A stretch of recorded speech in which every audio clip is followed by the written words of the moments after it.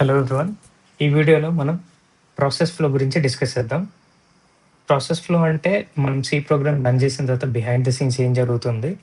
ఇవన్నీ మనం step by step discuss చేద్దాం. ఆల్రెడీ దీని గురించి నేను వేరే వీడియోలో చెప్పాను. బట్ నేను మీకు ఇలా ఫ్లో డయాగ్రామ్ లాగా ఎక్స్‌ప్లెయిన్ చేసి, మీకు ఈ కాన్సెప్ట్‌ని ఎక్స్‌ప్లెయిన్ చేస్తే ఇంకా గుర్తుంటదని చెప్పి చెప్తున్నాను.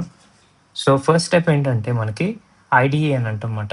Integrated development environment or text editors. ఇవి ఎందుకు ఉపయోగిస్తారనంటే మనం కోడ్ రాయటం కోసం. ఓకేనా?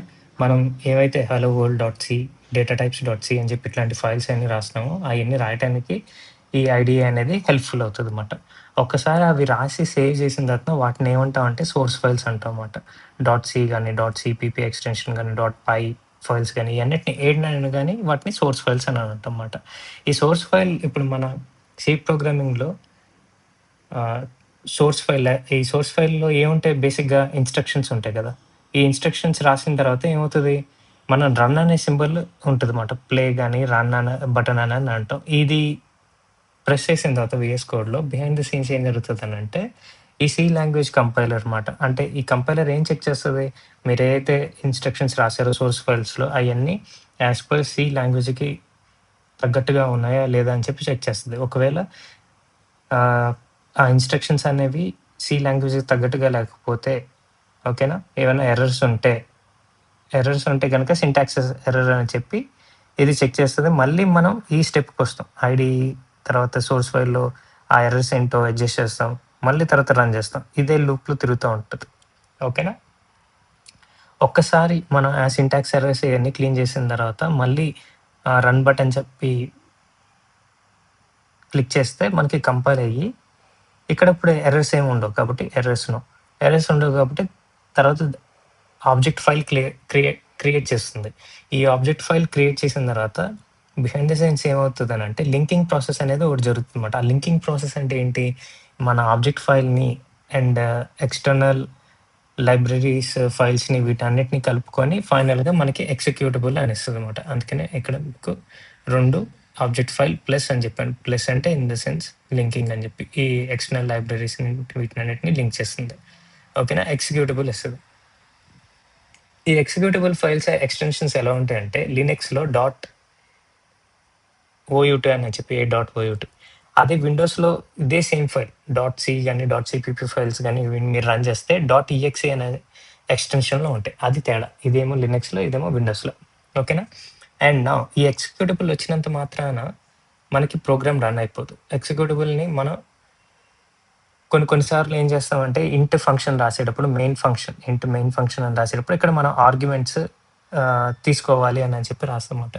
ఒకవేళ ఇన్ కేస్ అట్లాంటి పారామీటర్స్ గాని ఏమన్నా ఇస్తే గనక ఆ ఆర్గ్యుమెంట్స్‌ని వీటినన్నిటిని మనం పాస్ చేసి ఎగ్జిక్యూటబుల్‌తో పాటు ఆ రెండిటిని రన్ చేస్తే గాని మనకు ఫైనల్‌గా ప్రోగ్రామ్ రన్ అయ్యి రిజల్ట్ రాదు. ఓకేనా? ఒకసారి ప్రోగ్రామ్ రన్ అయ్యి రిజల్ట్ వచ్చేసిందంటే మన ప్రోగ్రామ్ ఏదైతే ఆబ్జెక్ట్ అచీవ్ చేయాలనుకున్నామో ఇన్‌స్ట్రక్షన్స్ రాసి కంపైల్ చేసి ఫైనల్‌గా రన్ చేయాలనుకున్నా అది కంప్లీట్ అయిపోయినట్టు. ఓకేనా? అండ్ ఇక్కడ ఇంకొకటి ఇంపార్టెంట్ విషయం ఏంటంటే, ఈ ప్రాసెస్‌లో ఈ సోర్స్ ఫైల్ నుంచి కంపైల్ టైమ్ దగ్గరికి, తర్వాత సింటాక్స్ ఎర్రర్ ఈ టైంలో జరిగే ప్రాసెస్‌ని మనం ఏమంటామంటే, కంపైల్ టైమ్‌లో జరిగే ప్రాసెస్. ఓకే. అదే ఈ ఈ ప్రాసెస్ అంటే ఆబ్జెక్ట్ ఫైల్ క్రియేట్ అయిన తర్వాత ప్రాసెస్ జరిగితే దాన్నేమంటామంటే రన్ టైమ్ అంటాం. ఓకేనా? ఈ రన్ టైమ్, కంపైల్ టైమ్ అంటే ఈ కంపైలైజేషన్ జరిగి సింటాక్సెస్ ఎర్రర్ ఉన్నాయా లేవా అని చెప్పి చూసుకునేది ఆ సమయంలో జరిగే ప్రాసెస్‌ని కంపైల్ టైమ్. అదే ఆబ్జెక్ట్ ఫైల్ క్రియేట్ అయిపోయి ఎగ్జిక్యూటబుల్‌లోను ఆర్గ్యుమెంట్స్ ఏమైనా ఉంటే గనక వాటన్నిటిని తీసుకొని రన్ చేస్తే దాన్ని రన్ టైమ్ అంటారు. ఇక్కడ వచ్చింది. ఓకే. అండ్ ఇది ప్రాసెస్ ఫ్లో. నౌ మనం ఈ కోడ్ స్పేసెస్ యూజ్ చేసి ఈ ప్రోగ్రామ్ అంతా రన్ చేస్తున్నాం కదా! బట్ బిహైండ్ ది సీన్స్ మనం ఆల్రెడీ డిస్కస్ చేసాం. సి లాంగ్వేజ్ సంబంధించిన ప్రోగ్రామ్ రన్ చేయాలంటే మనకు కంపైలర్ కావాలి. దాన్ని జీసీసీ అని అంటాం. జీఎన్యు కంపైలర్ కలెక్షన్. ఓకే. అది అండ్ డీబగ్ అంటే మనకు కోడ్ ఒకటే రాసినంత మాత్రాన మన ప్రాసెస్ అయిపోద్ది. దాన్ని డీబగ్ చేయడం కూడా తెలియాలి. అంటే ఎర్రర్స్ ఎలా అంటే చిన్న ప్రోగ్రామ్ అయితే విజువల్ చెక్స్‌తో అంటే మనం లైన్ బై లైన్ ఇన్‌స్ట్రక్షన్ చూసి కరెక్ట్ ఉందా లేదా అని చెప్పి చెప్పేయొచ్చు. అదే పెద్ద హ్యూజ్ ప్రోగ్రామ్ ఉందననుకోండి. అప్పుడు మనం ఈ డీబగ్ చేయడం అనేది చాలా ఇంపార్టెంట్. దానికి కావాల్సిన టూల్ ఏంటంటే జీడీబీ అంటారు. JNU debugger. ఓకేనా?